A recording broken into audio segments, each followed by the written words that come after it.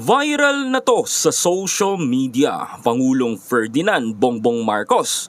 Muling pinapalakas ang ating hukbong dagat o ang Philippine Navy. Kabi-kabilang mga aktibidades ni Pangulong Ferdinand Bongbong Marcos ang mga naganap ngayong taon na ito. Kamakailang buwan lamang ay naganap din ang pagpapalakas at mga bago nating eroplano sa hukbong himpapawid at ngayon naman sa buwan na ito ay mas tinutukan ng ating gobyerno ang papalakasin ang ating hukbong dagat at ngayon mga kababayan sa 125th anniversary ng Philippine Navy nagdagdag na naman tayo ng 2 patrol boat natin na magagamit upang protektahan ang ating soberenya, lalong-lalo na sa ating seguridad pagdating sa ating karagatan.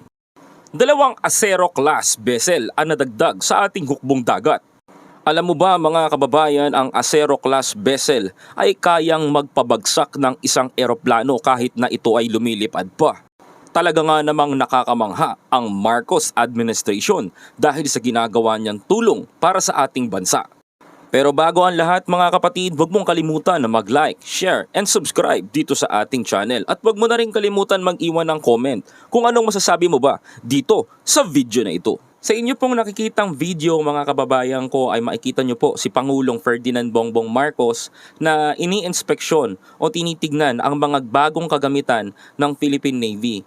Sa lugar po na ito po yung captain seats mga kababayan ko. Dito nagaganap yung nagmamando ang isang kapitan ng Asero vessel na magagamit natin sa pagpapatrolya. As of now, mga kababayan ko, limitado yung pinapakita natin sa video dahil hindi natin pwede explain kung hindi naman natin alam yung mga gamit na ito. Pero this is for the weapon, mga kababayan ko, ika nga nila.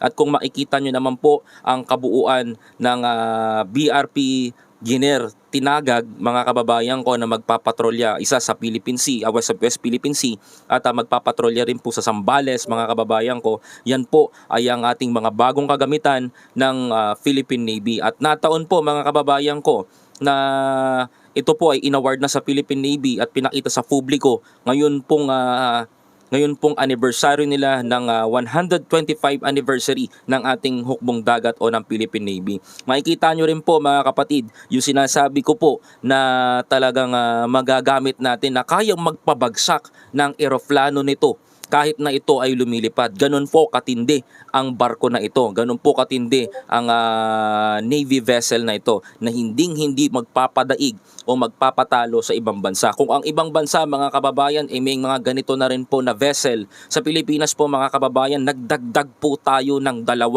bagong advanced na Asero vessel mga kapatid. Kaya antabayanan natin ang mga susunod pang balita na to at please wag mong kalimutan na mag-comment and i-share mo na rin ito sa mga kaibigan mo nang sa ganon ay malaman nila na ang gobyerno ng Pilipinas ay talaga nga namang lalaban sa kahit sino mang mang-aapi sa atin. Ako po si Biyahe ni Koy TV, painggan natin ang statement ni Pangulong Ferdinand Bongbong Marcos. In May 1898, a Filipino flag was hoisted on one of the vessels of the Philippine Revolutionary Navy, marking the formal establishment of our Navy. A month later, Philippine sovereignty was formally proclaimed. 125 years on, we are still relishing the independence that our forebears had won for us. Today, we honor once again their triumphs and their bravery. As we celebrate the Philippine Navy's 125th anniversary, we pay tribute to the institution and the men and women behind it, both uniformed and civilian, for they have continued the noble cause of defending the public sovereignty and keeping the peace. We acknowledge their manifold achievements and accomplishments over the years, especially the efforts to secure our archipelago, more significantly in the Batanes and Kalayaan Islands, the Philippine Rise, and the West Philippine Sea. We recognize not only their progressive naval and amphibious warfare skills that have earned international acclaim, but also the humanitarian acts that are likewise inherent to the calling of the Navy. Moreover, we recognize today's awardees whose individual exemplary performances are a source of inspiration and the spur to improvement for the institution and its ranks. Considering the changing tides of our national security and the significant gains that we have made in terms of internal security, our armed forces is working to recalibrate its focus more towards external defense of our borders. In this crucial transition, full support for the armed forces must be guaranteed, especially for the Philippine Navy's priority goals of enhancing its intelligence, defense, and coordinative capabilities. With the commissioning of the two vessels today, we look further forward to the completion of the AFP modernization program, more especially Horizon 3, which is significantly devoted to the naval aspect of our military operations. This endeavor will pave the way for the holistic transformation of our AFP into a stronger, modern, and formidable organization. By then, the AFP will be more effective in its military aims and more responsive to our national goals. We are keenly aware that the national interests are to be pursued in the context of the global order. The seas that stretch before us are not to be seen as boundaries that divide our nations, but they must be seen as channels for mutually beneficial exchanges and collaboration. Our Navy serves not only as valiant guardians of our seas and shores, but peaceful emissaries as well. Highly disciplined and experienced in international engagement, it adheres to the international recognized codes of conduct, such as UNCLOS and the recently approved ASEAN Guidelines of Maritime Interaction.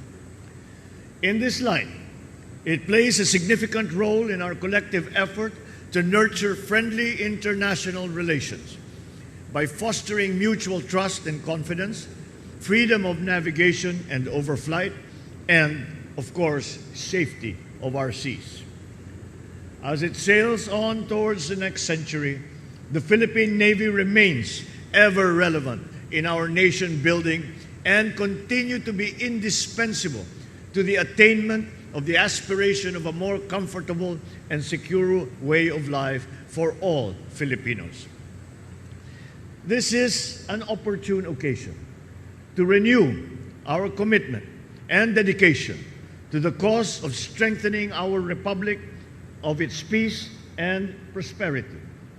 And so, to the brave men and women of our Navy, in fulfilling your duties and mandates, be agents and exemplars for our citizenry by working for unity and by championing respect for our constitutional order and the rule of law. Rest assured that as your Commander-in-Chief, this administration will work tirelessly not only to improve the armed forces, but are also looking for ways and means to improve your individual welfare and those of your families and loved ones as well. This is your Commander-in-Chief wishing you fair winds and following seas. Mabuhay ang hukbong dagat at ang buong sandatahang lakas ng Pilipinas. Mabuhay ang Republika ng Pilipinas. Maraming salamat at magandang umaga sa inyong lahat.